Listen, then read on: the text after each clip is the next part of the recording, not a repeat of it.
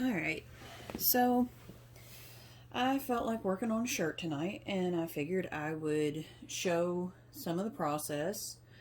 Um, all I have done, and by the way, I'm in my living room floor because it's the only space I have that is big enough for me to work with all my stuff. So kids' toys are like shoved in the background and stuff. Just, I have toddlers, ignore it. Um, so this is a Gildan men's 3X shirt. It's 100% cotton, and all I have done so far to this shirt, it has been pre-washed with Synthropol, and then it has been soaked in soda ash solution, and then just wrung out and spun out until it's just barely damp. Um, I have turned the shirt inside out just to try to prevent any kind of like freckling on the top of the shirt from the dye. And I have marked the center of the collar and the center of the bottom of the shirt because I want to just isolate the front of the shirt. And I struggled with doing that for a while, like how to separate the front from the back. And it was actually really easy. And I don't know why I had a hard time with it, but that's basically what you do. Get you a middle point on the neck and middle point on the bottom. You're going to grab them both, just pinch them up in your fingers, and pull the whole shirt up. Give it a good shake, which you probably can't see because I don't have a tripod and you're sitting in a basket right now. So then just lay it all back out. So the side here that is facing me, this is the front middle of the shirt. This is all front portion. And then about the sleeve line onward is will be the sides and the back and all of that. And you just want to kind of take your hands and smooth it out. Because this was soaked in soda ash, I am wearing gloves. Soda ash is kind of caustic to your skin. It's the main ingredient in, what's it called? Something Arm & Hammer makes. It's in the laundry aisle for your clothes. I can't think of the name of it, but yeah. Also, don't spend a lot of money on soda ash. You can make that at home. You can get a 4-pound box of baking soda. I just get the off-brand stuff at Walmart. It's less than $3 a box. Spread it on a baking pan. Throw it in the oven. I can't remember the exact times and temperatures. I can find that, and you're sliding. That's not what we want to happen right now. Mr. Tie-Dye actually has a video just about making soda ash, and that's what I do, and it works. All my stuff, if you've been on my page, you've seen my stuff turns out fine.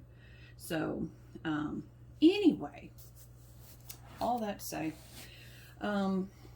usually you want to wear gloves anyway when you're working with tie-dye, just because the soda ash is harsh on your skin. The dyes themselves, first of all, they get everywhere. Why do you keep sliding? Stand still. Let's try that. See if you'll stand still that way.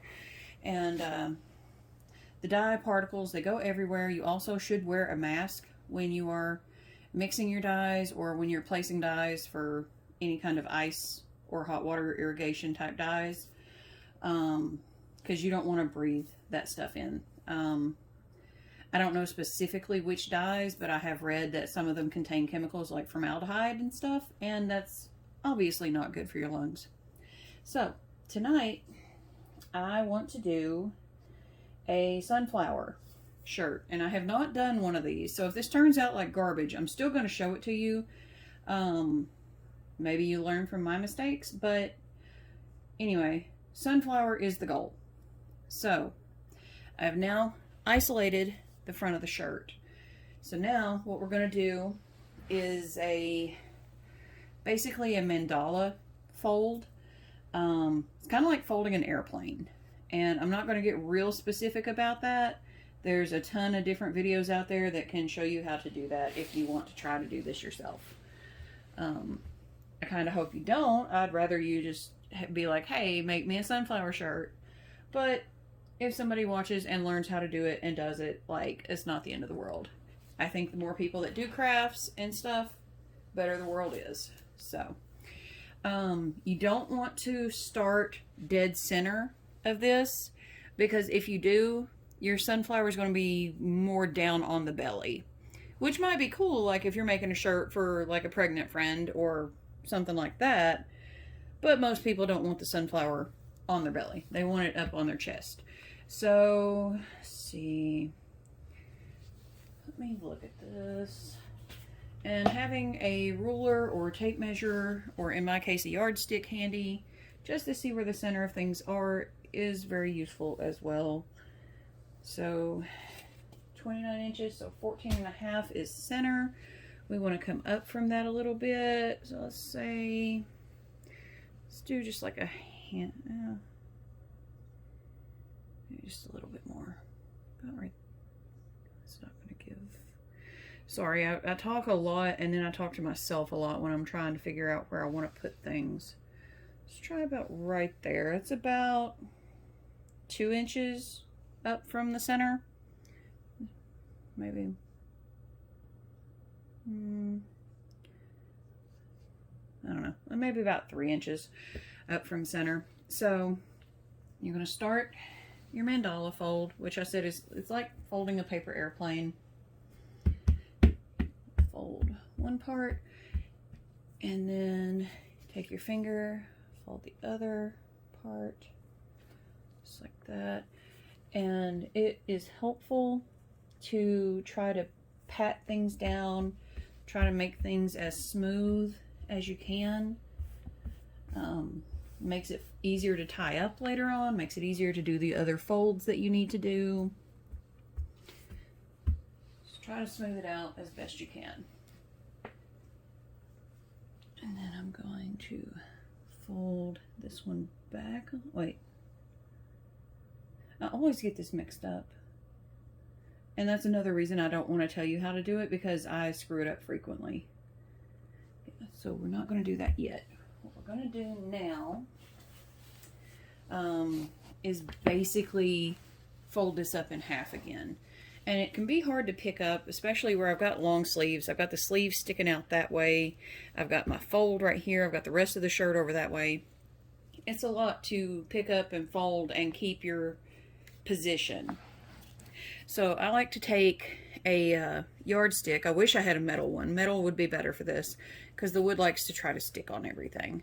But just slide it as smoothly as you can up under there, just to try to get things. And I turn it up on its end and get my folds, and then pick the whole thing up, put it back down, and get your yardstick out of there. All right, so on this side that is facing you guys, there are now 2 folds. And over here on the side facing towards my other couch, we have 3. So we're going to take and fold this part back towards my couch that you guys cannot see. I don't know why I'm referencing it. And also, if the only workspace you have is your floor, you don't have to spotlessly scrub your floor just to be able to work. Because once you get this tied up, it is going to get dye all over it, which is at some point will be liquid, whether you are doing liquid dye, ice dye, whatever. At some point you're going to have liquid running through the shirt. Then once your dye is processed and batched, you're going to be rinsing like your life depends on it. So there's going to be even more water going through the shirt. Then you have to wash it and rinse it again. Sometimes they require 2 washes depending on how saturated the dye is and everything. If you're washing out more than one item, that could leave a lot of dye left in the product, just because things can't move around as freely in the washer if there's more in it. So don't worry if you're picking up like a little bit of dirt off your floor or whatever, it's going to come out. It's going to come out. It's going to come out. I promise. I have done tapestries, shirts, like all sorts. Majority of it I have done in my floor. I even did a tapestry out in my yard because it was so big. I didn't have a workable space in my house and I had grass on it and stuff. It all comes out. It is fine. And also I just realized I mentioned before I even started folding to mark the center of the shirt. What I failed to mention is you need a washable marker to do that. I get the Crayola Ultra Clean washable markers. I have used just about every color in the pack. I've used brown, orange, red, blue, green, and they all wash out. I have yet to see one of my shirts come out still having marker on it. Anyway, I get sidetracked a lot. Please bear with me and please be patient. So we've got this fold done. Now we're going to kind of do the same thing we did with the ruler a minute ago, but hopefully just without the ruler. Just start to kind of fold this part as best you can, and sometimes it doesn't go as smoothly. That time it went all right. And like I said, just make sure you're patting things, smoothing things as best you can. There's some of it that's just going to be wrinkly, like some of it can't be helped, but do the best you can. It's all fun. So now you still have 2 folds on this outer side here. And over here we've got 1, 2, 3, 4. We've got 5 folds facing my couch and now me because I moved a little. So now it's time to start tying because this is the fold. Like, folds are done pretty much. And like I said, I've never done a sunflower, and I was watching tutorials on this. Also, you want to mark where your hem is, just so you, like, you would think when you're doing stuff you'll see that hem, like it's there, but it's the same color and it blends in. So it's helpful to have something of another color just marking that spot, because if you go on past the hem, your design is going to end up going out onto your sleeves, or, you know, just other areas that you don't necessarily need the design to be. But I was watching, trying to figure out how to do this, and I kind of had it in my head how to do it, because it involves using hemostats, and I am not new to using them. It's just a matter of placement.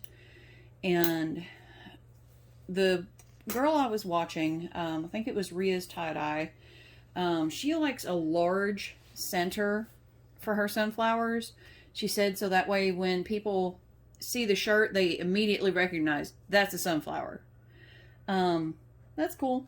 You know, it all comes back to personal preference. I don't really want half of my shirt to be a big brown circle.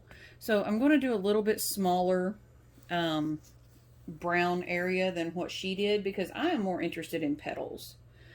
Actually, and I just realized my collar runs right through there. So anything on this second fold down that runs past that collar, there's no design there. So we're going to mark that as well, just so we know where that is. So now we're going to mark just this section, just however, from the point up, however big you want your center part to be. So I'm just going to go right there, just make a mark. And you don't have to mark it, you can eyeball it if you want. I like marks. Good guidelines. As you've noticed, I get distracted. So if I have something I can look back to 15 minutes later when I finally shut my mouth long enough to think of what I was doing, I can pick up where I left off. And now to tie this, I'm going to use sinew. This is artificial sinew. My roll is coming apart, so apologize. But it's artificial sinew. You can get it on Amazon. I think I paid about $13 for this. Wasn't super expensive, and I have done a lot with this one roll. That's part of the reason it's falling apart. And I just make a slip knot on mine. I don't know how well that you can see that. And slip it over the end up into where I made my mark. And I'm gonna put my hand on it a little bit and just kind of tug it to tighten it down. And sinew is a lot stronger than other things you can use to tie.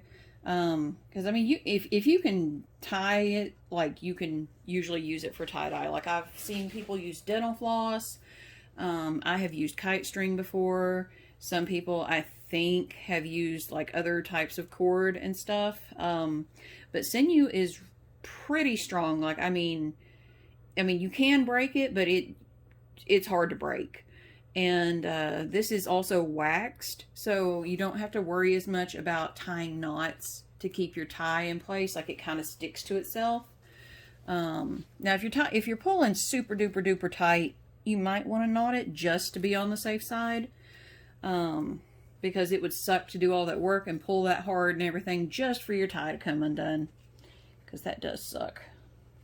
I want to go about 3 or 4 times around that spot again, and then I'm just going to tighten it down some more. And what this does, anytime you tie a section, you're creating a resist in the fabric. That's to keep dye out of that spot. That's what gives you your patterns and makes tie-dye so cool. Because if you didn't have any resist, you would just end up with a bunch of either solid color or multicolored things that didn't really have any dimension or depth or design to them. So it is pretty neat. And I'm going to try to do this the same way the video that I was talking about that I watched did. She goes down in some diagonals and kind of tightens. She doesn't pull it super tight, just enough to kind of give it a little dimension. And also, the tighter you pull this, the cleaner line you're going to have when you finally... I have a cat who likes to be nosy. The cleaner the line is going to be when you get done and finally get to see how your work turned out. If you only want like just a little line, you know, don't pull super tight. But if you're wanting crisp, clean, white lines, then pull for all you're worth. And I have found it easier to like put my hand on top of what I'm tying when I go to pull this. It keeps my folds from getting too bunched up in places that I don't want that to happen. And it keeps my sinew where I want it. Because when you're tying at a diagonal and you go to pull it, it's going to want to go straight instead of diagonal. Just something to keep in mind there. I'm sorry, I don't make a lot of videos, and I'm a chatty person who has been in quarantine with kids since March, so I like to talk. And just keep doing that down till you get to the end. Tighten that up a little bit. And then she goes back the opposite way with it a couple of times. And like I said, this step I think is completely unnecessary, but I just want to see if I can make it turn out like she did.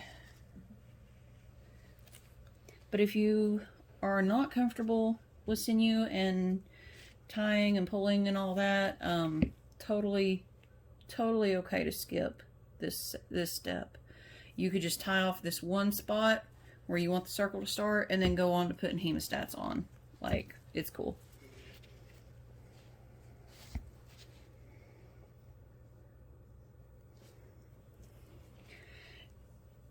And I probably use more sinew than is actually needed. And there, my sinew bunched up on me. Just because I like to wrap it several times to make sure that it's going to do what I want, where I want. And sometimes the sinew will bunch up. Sometimes it's just a fact of life. Just do the best you can with it.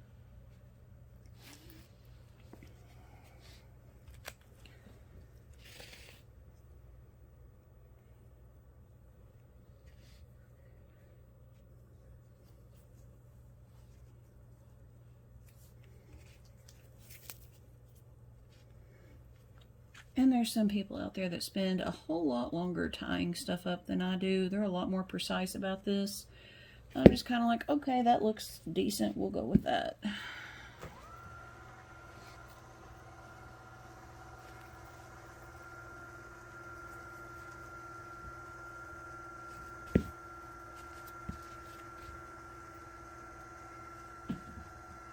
And this shirt is actually going to be a gift for somebody. But I can't say who because they don't know it's going to be a gift for them. But I'll tell y'all after the gift is delivered to the person that it's going to.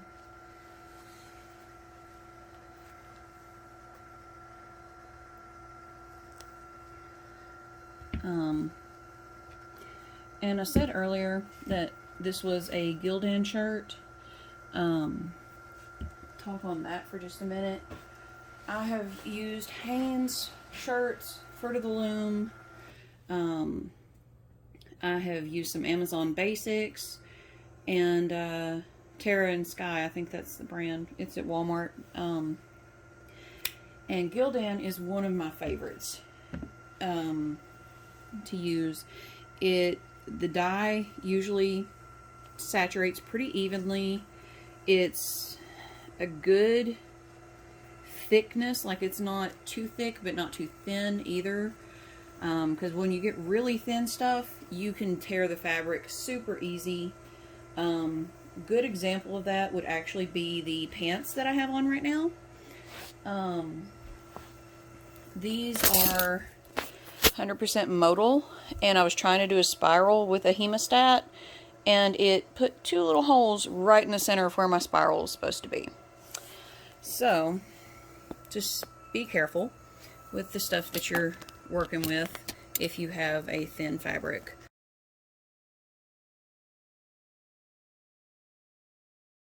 And I moved the phone and it didn't like it, so it cut off my video. But just be careful if you're working with a thin fabric. Some people will take, I've mentioned a couple of times now that I'm going to be using hemostats. These, and of course it's probably not going to show up too well, but they have grooves. These particular ones do, and a lot of hemostats do. They have grooves all the way down through there. That can be rough on your fabric, and a lot of dyers will take just heat shrink tubing that you can get like at the hardware store or Amazon. I have some, I just haven't got around to putting it on my hemos yet, and apply it to the tongs to try to keep it from damaging the fabric. So these hemostats I actually ordered from a medical supply company on eBay. I have 8-inch ones and 10-inch ones that we're going to use today. And actually, for some reason, I only got out one 10-inch one. 1 second. Gotta fix that.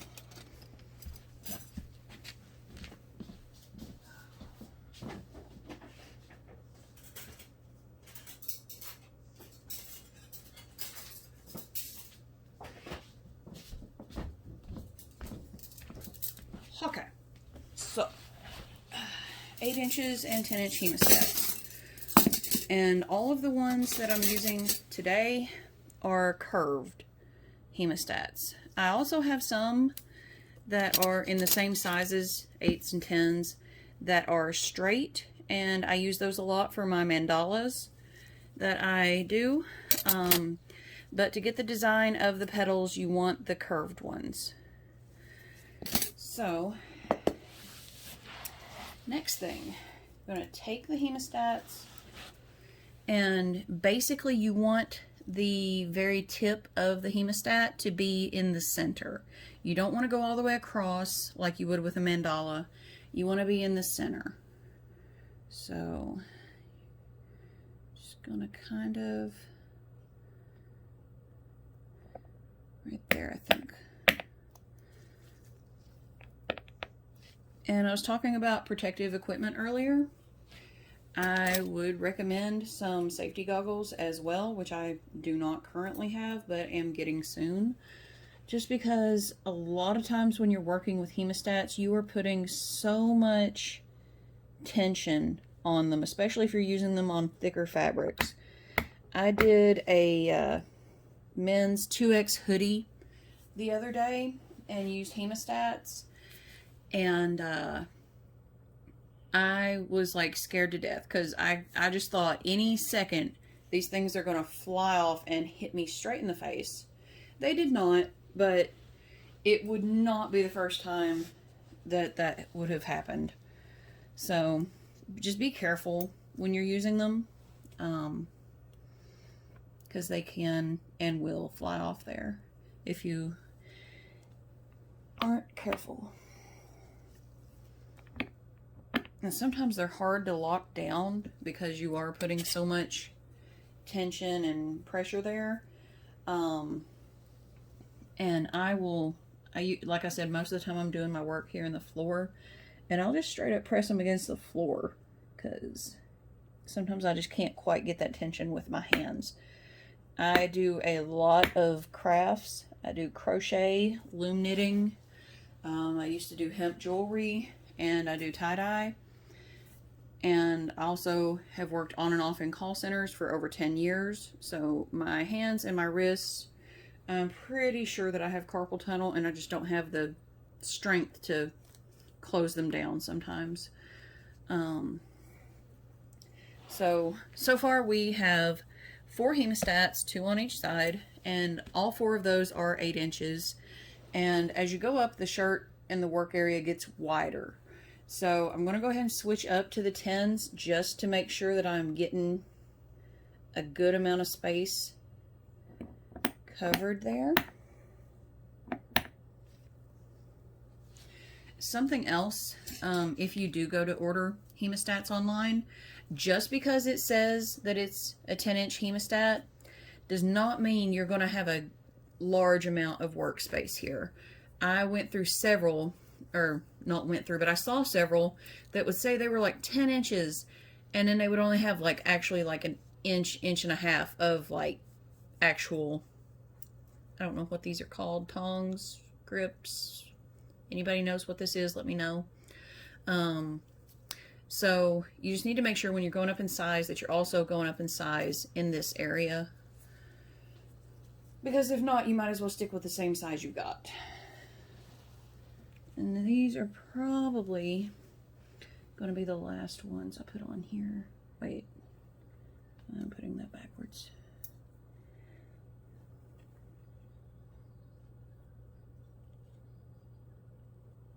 Come on, get under there. Here we go. Alright. Now, the reason I say that those are going to be the last ones is I'm getting to the neckline, the mark that we made here. So I don't really want to go much further past that because I don't want the design to be like going off the neck, if that makes sense. I mean, you could just keep running with the hemostats. It's whatever you want to do. And like, I may do that one day, but today's not the day. But if my video doesn't quit stopping, I have a ton. Like, I've got this handful, I have another handful, I have more over there in the drawers, I have a bunch. But that's because back in the summer I had a run on the hemostat mandala shirts that I do, and to be efficient I had to get a bunch. Now the rest of this, I'm going to kind of make it not as nice and neat and perfect as it was. Because what we're going to do back here, we're just going to scrunch all of this. Like, we're going to wrinkle it on purpose to give it just kind of a watery, crackly kind of, just something to break it up. So it's not just a solid block of color. I mean, you can do a solid block of color if you want, if that's your thing. But it's not my thing, so that's not what I'm doing. And this is being a pain in the butt and does not want to sit where I want it. There we go. Why didn't I do that to begin with? Anyway, so you're just going to scrunch. And you don't have to have it in a big heaping pile. Like, you can do a looser scrunch if that's more your style. I like a pretty compact scrunch. The only problem with that though is it can be hard to get the saturation down in there like you would want. So you may have dye all over this part, all over the bottom, and then go to open it up and have a ton of white in the middle. So that's something to think about when you do this. So I try not to get it too tall, but it always ends up being a little more compact than I really thought. And let me grab the rubber bands that I should have already had.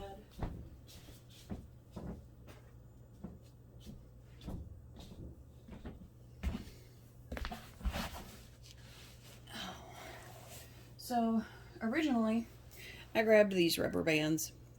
And these are like your average size ones. Most of these probably came in tie-dye kits I got when I first started. But they're pretty thick. Not thick, but like pretty wide. But they're still about the average size around. If I put these on this back here, it's going to be a super, super tight scrunch. And like I said, that can cause problems when you're trying to get it saturated. So I have these. These are file folder rubber bands that I picked up at Walmart. But they're great, especially if you do anything, do a lot with plus size clothing. Really, Hank?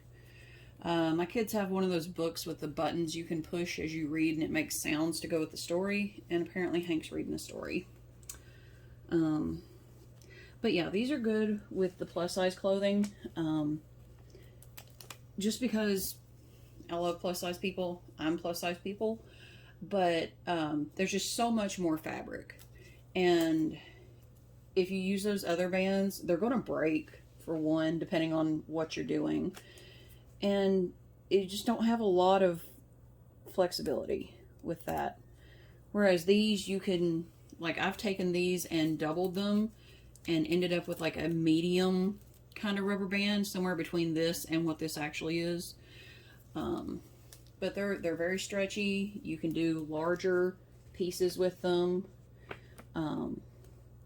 Or tapestries. It don't have to be clothing. You know, whatever you want to make. And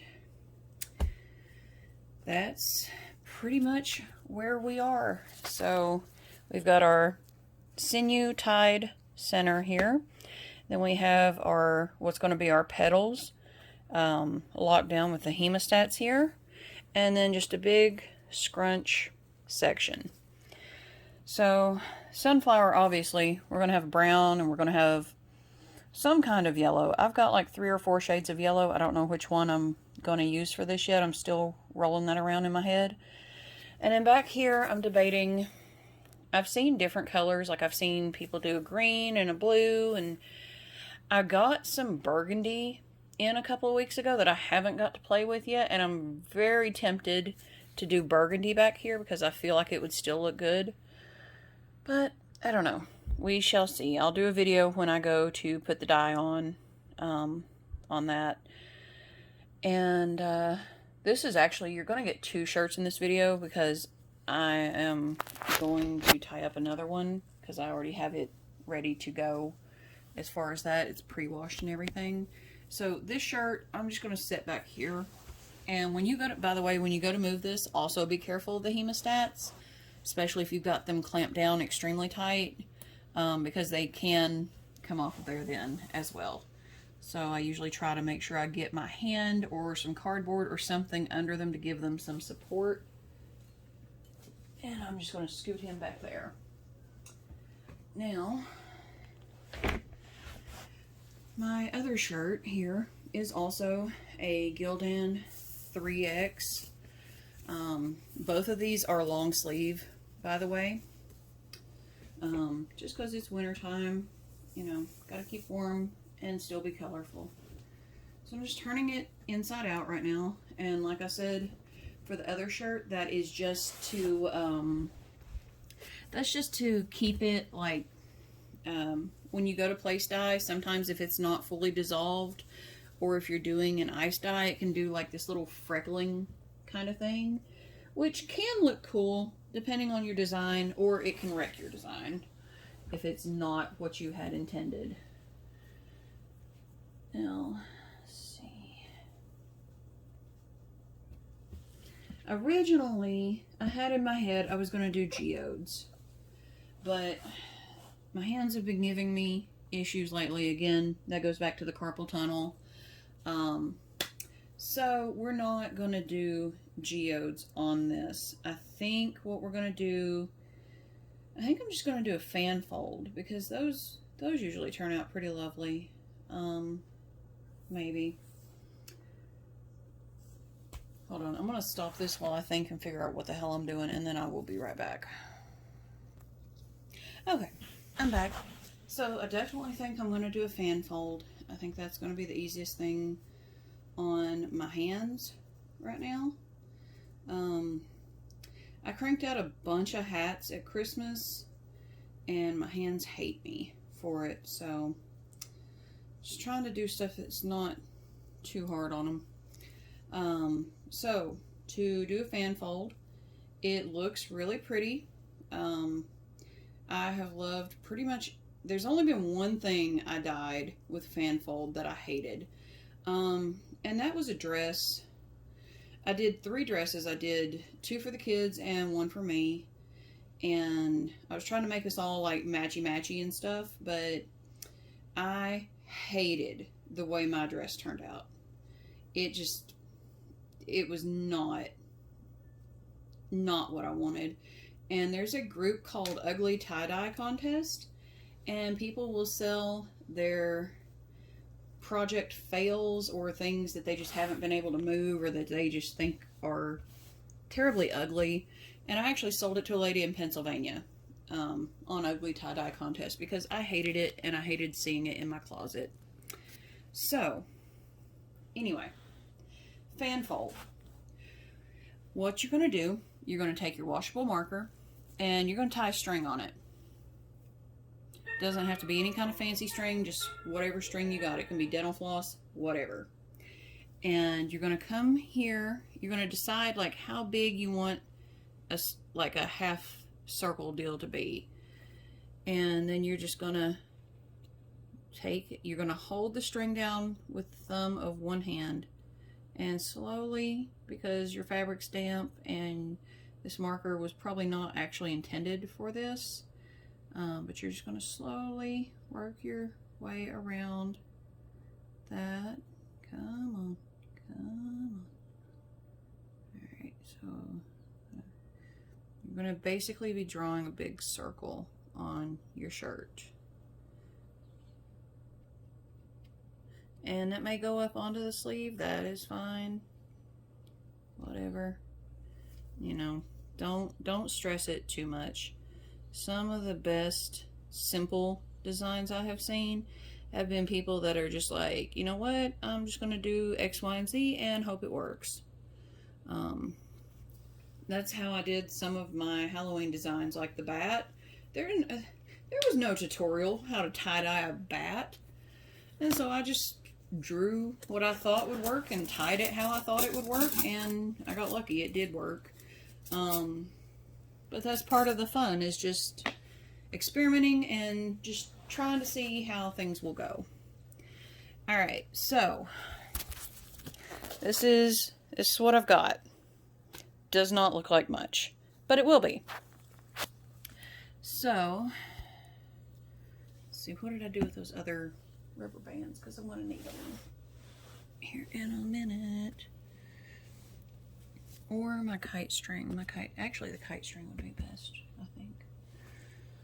I have a lot of materials and I go back and forth on what I want to use all the time. Let's see. Yeah, hold up. I'm going to grab that real quick.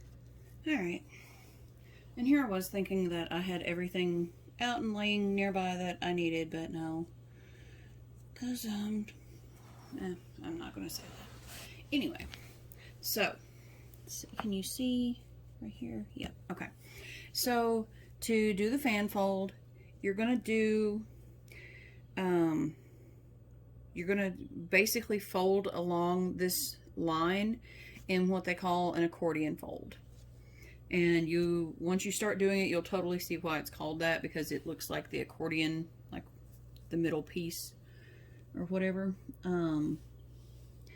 And don't do too big of sections. I feel with the ones I've done, the smaller sections have given me the best results. And that goes for any kind of design that you have to do accordion folds on. If you saw my Halloween ones, pretty much all of those involve doing accordion folds. The ghost, the pumpkin, the bat, all of them. And when I would do the smaller folds, it would turn out better. I've got a couple of folds right now, and they are not even a 1/4 inch tall. But I know a lot of people do about a 1/4 inch, and their stuff usually turns out fine. I'm just telling you what works best for me. And that's just something you have to figure out when you're doing that. You're just going to scooch forward. I know you can't really see my hands. Again, it's because I don't have a tripod, and you're sitting in a basket. But this is what you want. You want them to all be about the same height, and you want this line to end up being as straight as you can keep it. And as you can see, your fabric's going to start to bunch up. That is fine. That's kind of the whole idea here. And you just keep folding until you get all the way to the end of your line. So, gonna do that. I'm probably gonna ramble because silence is awkward. I thought about turning on some music in the background, but I don't want Facebook or YouTube or anybody to take my video down because of some stupid copyright stuff. Not that copyright is stupid. You know, people should get paid for their work, but, you know, like, come on. It's just a radio in the background. Like, nobody really cares what music I'm listening to.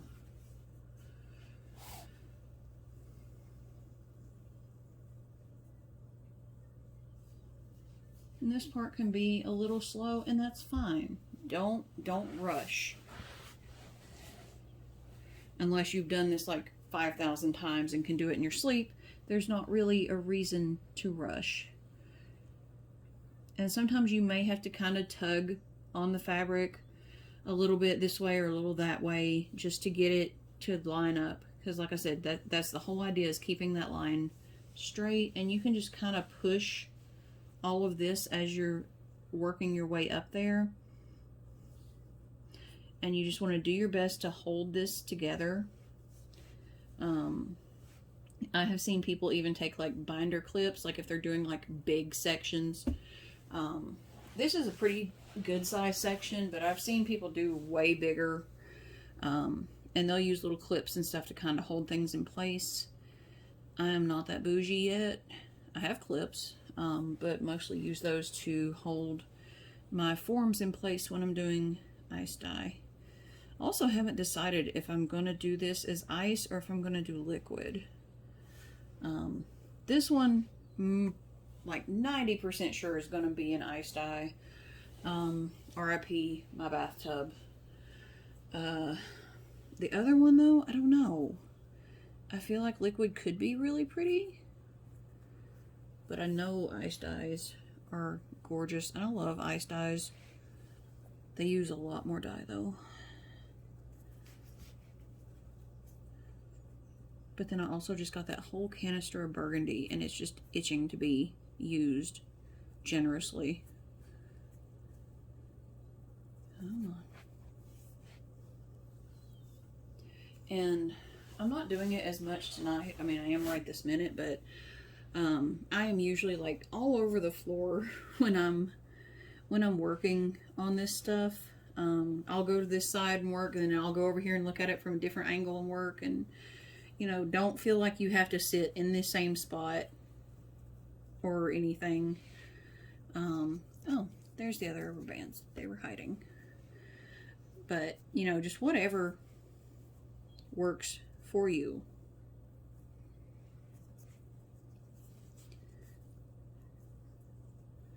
Almost done. My line is getting a little bit wonky, but it doesn't have to be like completely perfectly straight. I mean, you want it to be, but if you're off by just a little bit, it's okay.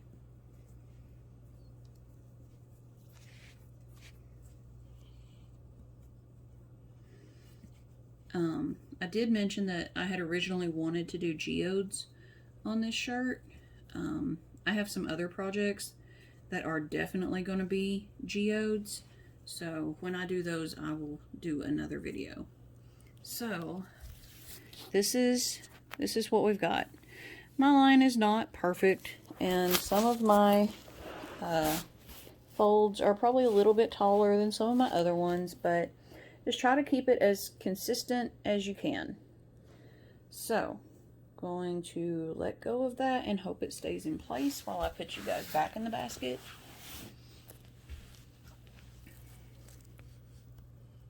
And hopefully not pause my video for the 500th time. So now, I mentioned a few minutes ago I went to go get kite string. So I'm going to do the same thing I did with the sinew. I'm going to start with a slip knot. I'm not even, like, you can't even see that on here, but it's super easy to make a slip knot. And I'm just going to pull it.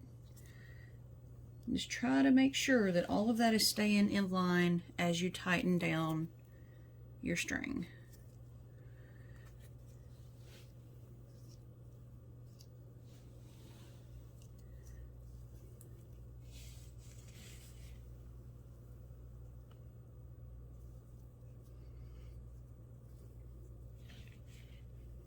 And I will also be throwing some rubber bands in on this because, kite string will secure it. I just like to make doubly sure that it's where I want it to be. So don't freak out and think you have to have both. You absolutely do not have to have kite string and rubber bands to do this.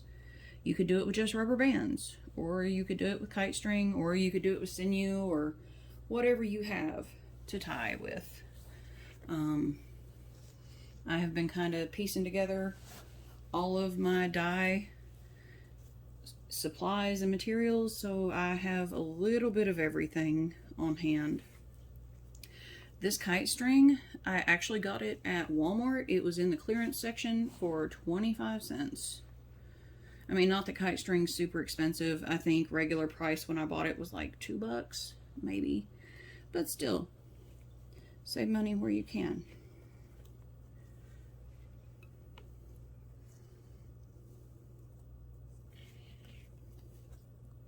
And I like to tie, I know this is hard to see because the string is white as well, but I have it tied right here. I have it tied right here. I like to do about an inch, inch and a half sections. That keeps it tight enough to stay together pretty uniformly, but it also isn't so tight that I can't get my dye down in there. So, let's see. Okay. And I promise if I ever get a tripod, I will do better videos.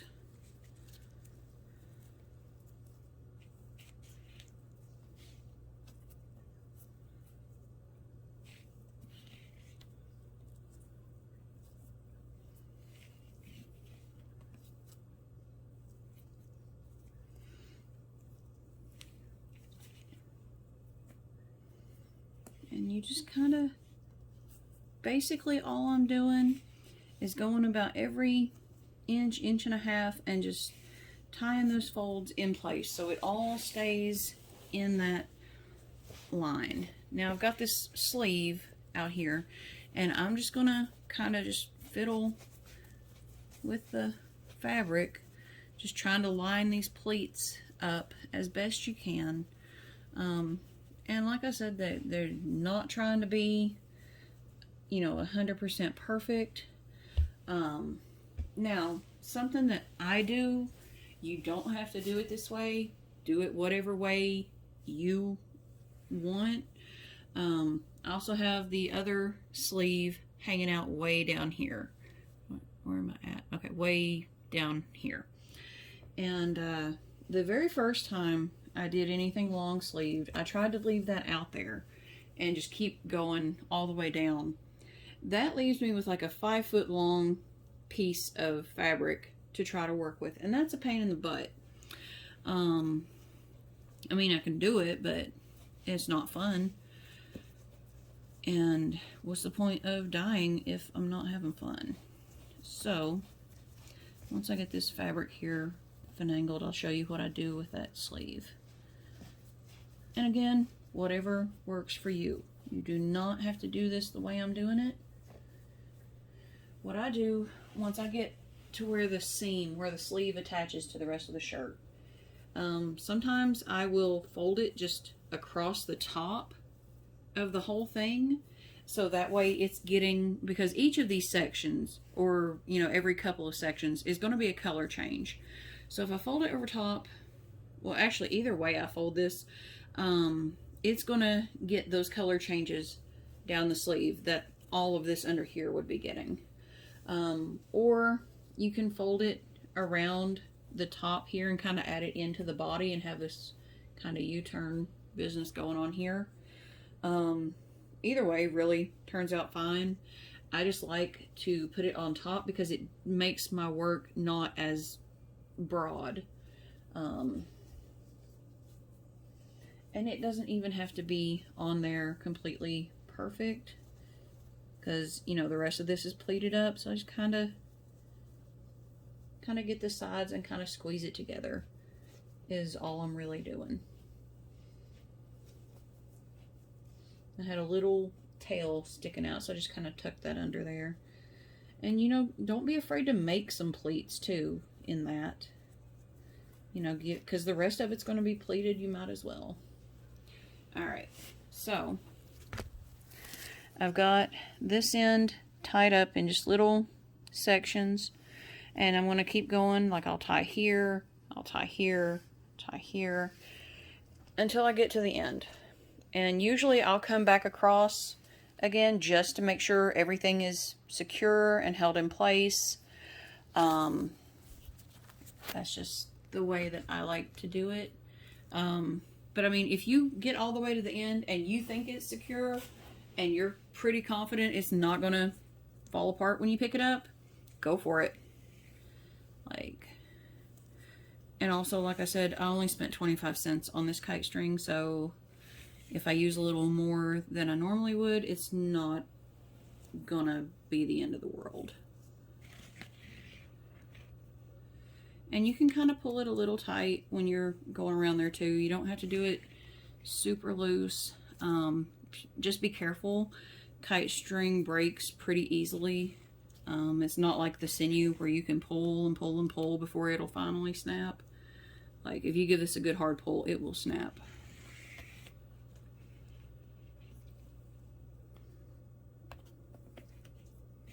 And if you want, you can do bigger sections down through there, or you can do smaller ones. Like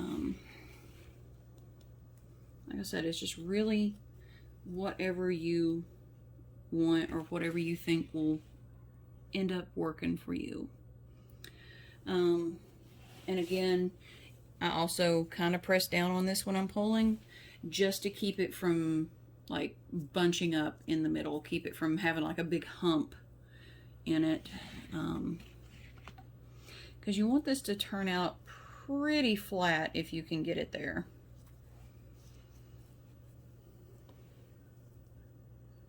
Now if you do a lot of tie-dye and you're in some of the tie-dye groups on Facebook, there is a dude, what is his name? I think his name is Justin Biffer, I think. And if he ever sees this video and I just butchered your name, I apologize. I've been dealing with kids all day and my brain is fried. But anyway, he does this design called a wig wag, and part of it is doing this fan fold kind of technique. And he's done live videos and stuff showing people like start to finish, like how he does his wig wags. And first of all, even with the video, I am not that confident. But his fan folding is a work of art. He is so meticulous, and it is so even and pretty, and it's going to be a lot prettier than what I'm going to end up with here. His work is just awesome. If y'all ever get a chance to check him out, highly recommend him. And he's super friendly and responsive too. Like, if you're in those groups and you have a question about his stuff, like, just tag him. He will answer. I was talking to him on there one night, asking, when he does his, he does a method of dyeing they call hot water irrigation. And basically you take your work and then you put the dye powder directly on the project in whatever design you're going for. And then you take, different people do different ways. He uses one of those like pump sprayer things like the people use to spray insecticide with. He uses that, and you take water that's about 150 degrees and just keep misting it over your work until that dye is dissolved and saturated in through there.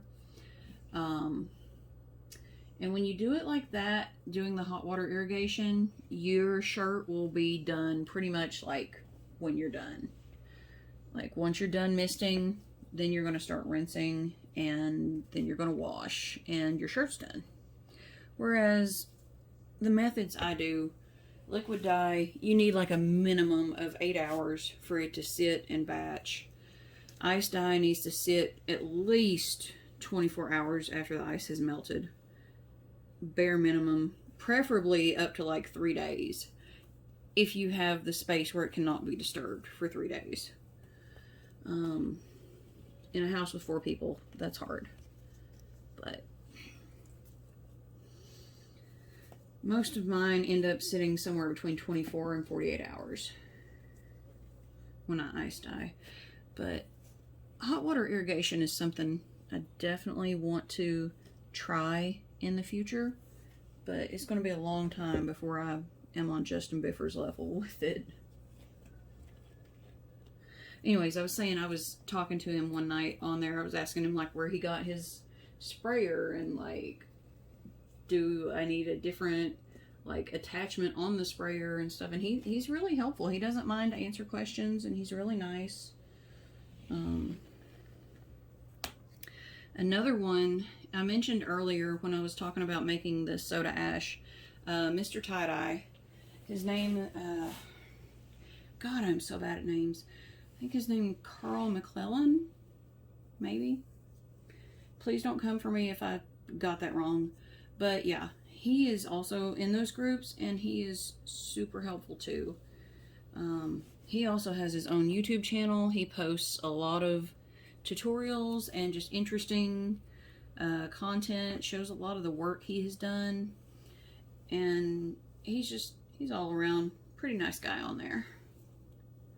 I like him too. He kind of makes me think of like the Bob Ross of tie-dye. Like, he doesn't stress out over it. He just makes it just really easy to understand, and I reckon he's been doing it for, God, like a long, long time too. So he really knows what he is talking about, and he has way more patience than I will ever have. He was doing a particular design. I don't want to say exactly what it is, but he was doing this one design, and it's what they call a stitch design, where instead of like folding and tying and folding and tying, you're taking a needle and thread and basically sewing around the design and using that to pull it to tie it with. And it was a lot of work, and I do not have that kind of patience to put into doing a t-shirt. But I'm really glad there's people that do. I saw another dude, he posted this really cool shirt. It was a train engine he had tie-dyed. Never in my life thought I'd see a train engine tie-dyed shirt, but it was beautiful. And And I asked him, you know, if that was like a stitch design, because I couldn't imagine that it would be folded. Stitch designs seem to be able to give you a little more detail than you would get with just like hand folding. And it was stitch design, and they are gorgeous, and I do eventually want to buy one, but they are expensive. I mean, they're justified in it. A lot of work goes into that kind of stuff. And it's really, like, what I'm doing right now is amateur hour compared to these people I'm talking about. They deserve the prices that they charge for their work. And I know some people are like, oh, there's too much, you know, whatever. You know, pay people fair price for their work. And I have somehow screwed up my kite string. Love that.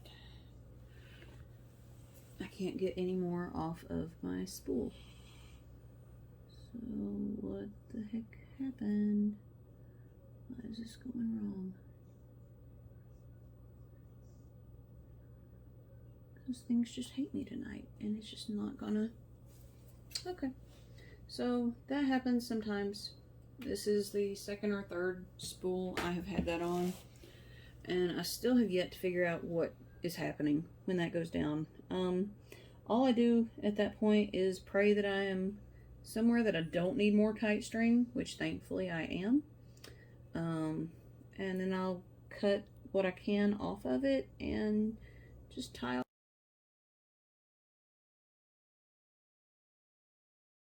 off right there. I wish I had a little bit more to tie off right there, but beggars can't be choosers.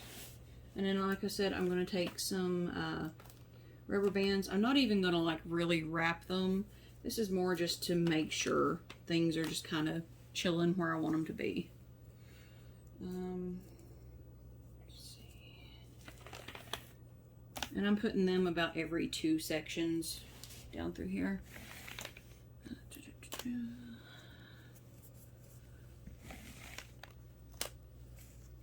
Yeah, that'll work. Now that one I actually will have to double because it's a skinny piece right there. All right. Cool.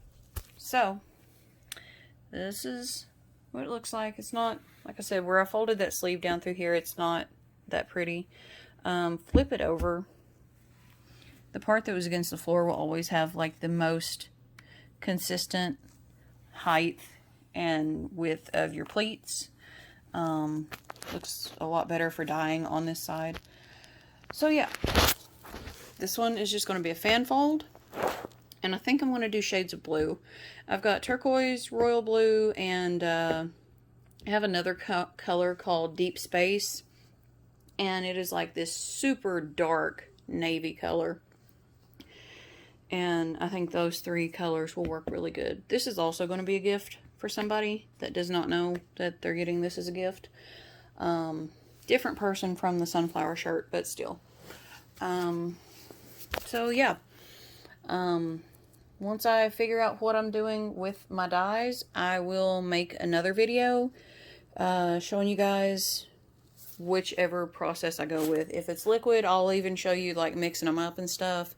If it's ice dye, it'll just be a video of me applying the dye powder to the product and the ice. So, if you have watched all of my nonsense tonight, I thank you very much. I appreciate you watching, and I hope you enjoyed and maybe learned something. So, have a good night, everybody.